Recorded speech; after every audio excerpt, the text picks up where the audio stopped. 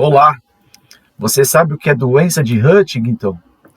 A doença de Huntington é uma afecção heredodegenerativa, isto é uma doença herdada geneticamente e progressiva do sistema nervoso central, cujos sintomas são causados pela perda marcante de células em uma parte do cérebro denominada gânglios da base.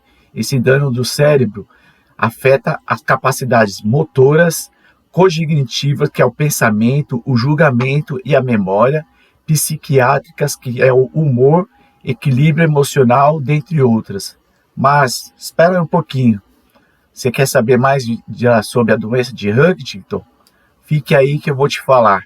Eu sou Robson Campos, você está no canal Robson Campos Adips.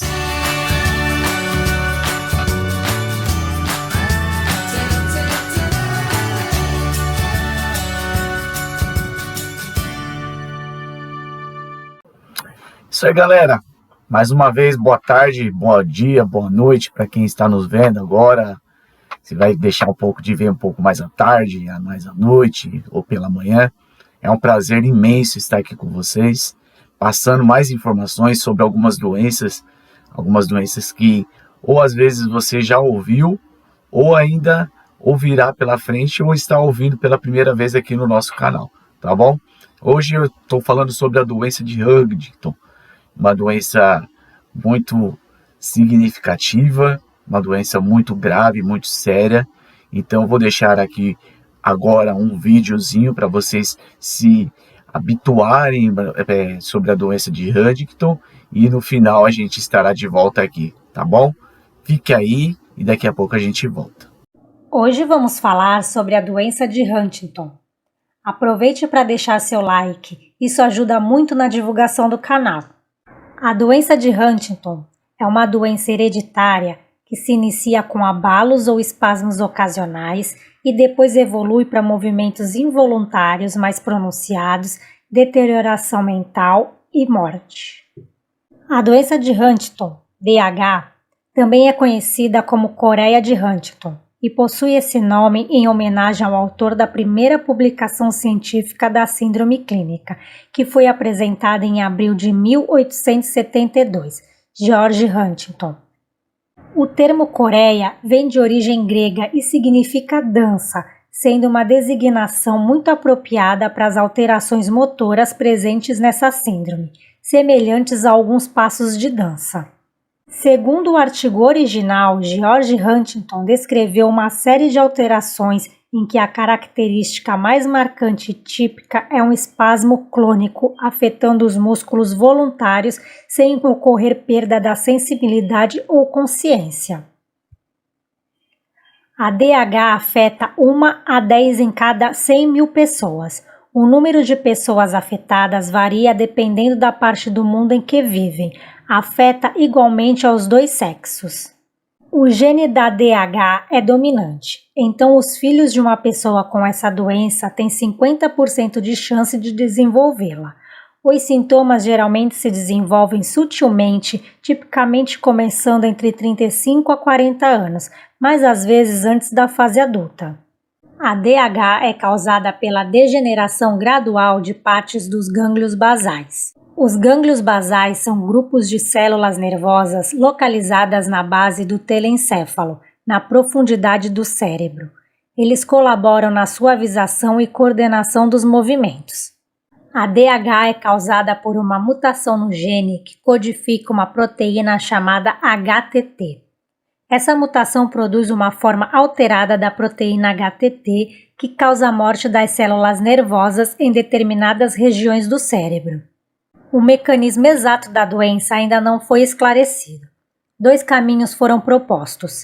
No primeiro, a proteína não pôde exercer mais de uma função normal. No segundo caso, a proteína mutada pode ser tóxica para as células nervosas.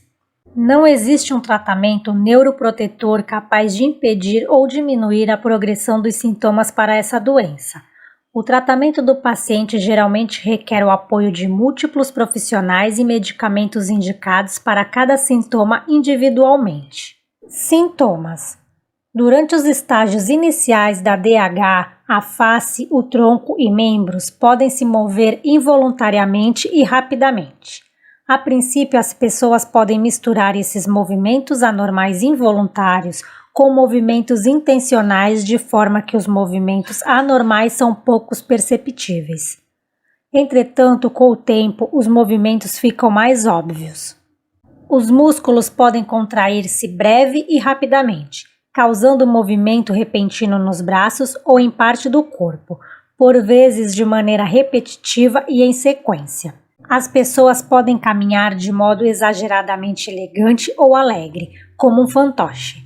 Podem fazer caretas, flexionar os membros e piscar mais frequentemente. Os movimentos tornam-se descoordenados e lentos. Por fim, todo o corpo é afetado, dificultando caminhar, sentar, comer, falar e vestir-se. Frequentemente ocorrem alterações mentais antes ou quando movimentos anormais se desenvolvem. Essas alterações no início são sutis. Gradualmente, as pessoas podem ficar irritadas e nervosas. Elas podem perder o interesse nas atividades cotidianas. Podem não conseguir controlar seus impulsos, perdendo o controle, tendo vieses de desânimo ou tornando-se promíscuas. Na medida em que a doença evolui, a pessoa pode ficar irresponsável e vagar sem objetivo. Com o passar dos anos, perdem a memória e a capacidade de pensar racionalmente. Podem tornar-se gravemente deprimidos e tentar o suicídio. Em estágio avançado da doença, a demência é grave e as pessoas podem ficar confinadas à cama. É necessário cuidado em tempo integral ou internação em centros de cuidados médicos. O óbito geralmente ocorre 13 a 15 anos depois do início dos sintomas. A pneumonia por aspiração é a causa mais comum de morte. A insuficiência cardiorrespiratória e o hematoma subdural são também causas frequentes do óbito. Assistência de enfermagem. O grande desafio da enfermagem é prestar cuidados que ofereçam uma melhor qualidade de vida para quem tem DH. Para que o objetivo seja alcançado, é necessário que liste os achados de enfermagem, fazendo assim as intervenções necessárias. Devido à movimentação constante e perda contínua do equilíbrio, o doente tem uma tendência maior a quedas e, consequentemente, de escoriações. Para diminuir o risco de quedas, é necessário deixar o ambiente livre de quaisquer obstáculos, como tapetes, mesas, cadeiras, evitando que o doente tropece. Para aqueles em estágio avançado, onde a deambulação já foi bastante afetada, é importante atentar-se para o risco de se formarem lesões por pressão. Deve-se fazer uso de lençóis e roupas de cama macias, acolchoar laterais e cabeceira do leito, manter a pele limpa e livre de umidade, se possível fazer banho de aspersão, usar sempre emolientes, hidratantes e loções de limpeza. É indicado também a restrição tóraco-peitoral quando o doente faz uso de cadeira. É interessante lembrar que não existem cadeiras específicas para as pessoas com DH, então deve-se usar a criatividade para proporcionar o máximo de conforto a eles. Quando pensamos em alimentação, devemos atentar para a movimentação constante, déficit de mastigação e deglutição, que podem resultar em aspiração e asfixia. No estágio inicial da DH, há um comprometimento pequeno da coordenação motora, devendo-se então assistir parcialmente à dieta e estimular o paciente a se alimentar sem pressa. Com o declínio do sistema motor, será necessário assistir à dieta de forma integral, observando a possibilidade de se instalar uma sonda para alimentação. É importante lembrar que a dieta deve ser cada vez mais nutritiva, calórica e pastosa para suprir o contínuo emagrecimento, que é um sinal significativo do avanço da doença, e não deixar que o paciente entre num quadro de desnutrição. O declínio das funções cognitivas e comportamentais devem ser trabalhado através de apoio psicológico. Tal apoio consiste não apenas em contar com ajuda profissional especializada, mas em respeitar o paciente como um indivíduo com direitos iguais aos de todos, mas com necessidades especiais. Existem alternativas como o contato visual, o toque, a leitura, conversar com o paciente mesmo que ele não seja capaz de responder. É importante o auxílio de terapias alternativas que resgatem a identidade do paciente, como a musicoterapia, por exemplo. O paciente, apesar do declínio cognitivo e de não ser capaz de fazer contato às vezes, está consciente e com as capacidades visual e auditiva preservadas, sendo importante mostrar para ele que mesmo doente, inapto a tomar decisões e isento de responsabilidades, ele é parte de uma família que o apoia, o respeita e que o ama muito.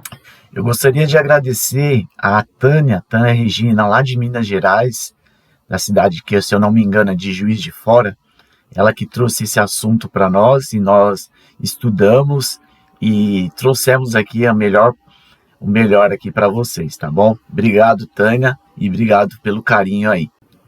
Pessoal, vale salientar que como essa doença ela não tem cura, precisam os pacientes com a doença de Huntington, eles precisam passar por uma equipe multidisciplinar, com psiquiatra, psicólogo, fisioterapeuta, médicos, enfermeiros e muito mais. E também tomar bastante atenção. Por quê? Porque é uma doença que mexe com o cérebro e a pessoa pode entrar em depressão. Às vezes você não perceba que ela está com depressão pelo fato, na verdade, de vocês não perceber se ele está dando risada, se ele está triste, se ele está feliz ou não, né? Então, precisamos prestar bastante atenção com isso daí, tá bom? Esse é um vídeo de hoje, um vídeo rápido, um vídeo super especial para vocês. E uma coisa eu digo, saúde e paz, no mais nós vamos atrás. Não se esqueça de se inscrever nesse canal, transferir e compartilhar para mais pessoas, para que elas possam receber essa informação que você está recebendo agora, tá bom? Um beijo para vocês e olha, sejam felizes. Valeu, tchau, até a próxima. Tchau, tchau.